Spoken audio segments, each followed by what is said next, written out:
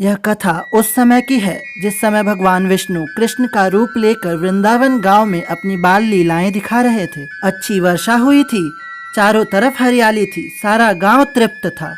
ऐसे में सभी गांव वासियों ने हर वर्ष की तरह इंद्र की विशाल पूजा का प्रस्ताव नंद बाबा के सामने रखा।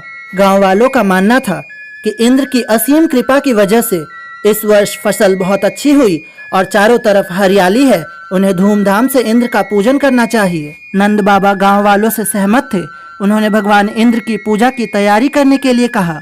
जब भगवान कृष्ण को इस बात का पता चला तो उन्होंने समस्त गांव वालों एवं अपने पिता को समझाया कि उनका संपूर्ण जीवन गोवर्धन पर्वत पर निर्भर है। हमारी गाय गोवर्धन पर्वत पर ही चरने जाती हैं।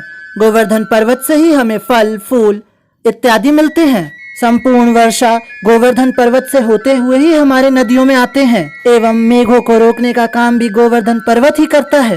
कृष्ण के समझाते ही अब गांव वालों को भी ऐसा लगने लगा कि इंद्र से ज्यादा गोवर्धन पर्वत की कृपा उन पर है।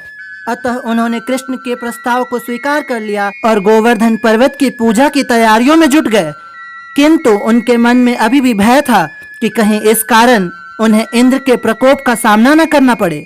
इंद्र को जब इस बात का पता चला कि गांव वाले इस वर्ष उसकी पूजा नहीं करेंगे बल्कि उसके बजाय गोवर्धन पर्वत की पूजा करेंगे, वह अत्यधिक क्रोधित हुआ। किंतु उसके क्रोध की पराकाष्ठा तब हुई जब उसे पता चला कि गांव वाले सिर्फ ऐसा एक बच्चे के बोलने पे कर रहे हैं। इंद्र यह भूल गया था कि वह बालक और कोई नहीं भगवान विष्णु का अवतार ही है। अतः इंद्र ने अपने वर्षा करने की शक्ति का दुरुपयोग कर उस गांव में बाढ़ लाकर उस गांव को नष्ट करने का निर्णय ले लिया।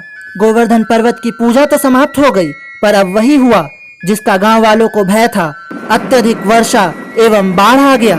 लोगों के घर, फसल, जीव जंतु सब नष्ट होने लगे। किंतु कृष्ण भी इस बार इंद्र का अभिमान चूर करने के लिए आतुर थे। अब समस्त गांव वाले पछता रहे थे कि उन्होंने एक बालक की बात मानकर अपने परंपरा को छोड़ दिया। किंतु कृष्ण ने समस्त गांव वालों को अपने पास बुलाकर कहा कि इस विपत्ति से गोवर्धन पर्वत ही हमारी रक्षा करेंगे। गांव वालों को आश्चर्य भी हुआ, किंतु वे अपने समस्त आवश्यक वस्तु एवं गायों के साथ कृष्ण के पीछे गोवर्धन पर्वत तक चले आए। कृष्ण ने अब अद्भुत चमत्कार दिखाया।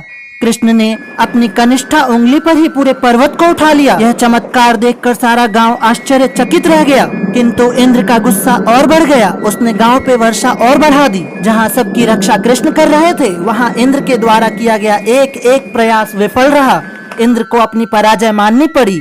अंततः उसे अपनी भूल का आभास हुआ कि वह जिस बालक को साधारण बालक समझ रहा था वह भगवान विष्णु के अवतार है। इसके पश्चात जाकर इंद्र ने कृष्ण से क्षमा मांगी।